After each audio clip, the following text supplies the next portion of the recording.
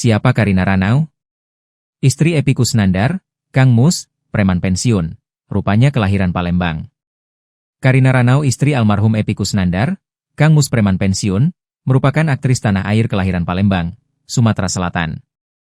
Karina Ranau sedang berduka sang suami yakni Epy Kusnandar meninggal dunia pada Rabu, 3 Desember 2025. Perempuan kelahiran Palembang, 14 April 1983 ini menikah dengan Epy Kusnandar pada 27 Juli 2008. Selama 17 tahun rumah tangga Karina Ranau dan Epy Kusnandar terjalin harmonis. Dari pernikahannya dengan Epy Kusnandar, ia dikaruniai seorang putra Quentin Stanislavski Kusnandar. Meski terpaut usia 20 tahun, Karina Ranau dikenal sebagai sosok istri yang romantis dan setia. Saat usia Epy Kusnandar sempat divonis tinggal 4 bulan lagi, Karina Ranau setia menemani sang suami menjalani pengobatan kanker. Sebelumnya, kabar meninggalnya Epy Kusnandar terkonfirmasi melalui akun Instagram pribadi Karina Ranau. Epy Kusnandar meninggal pada pukul 14.24 WIB sore.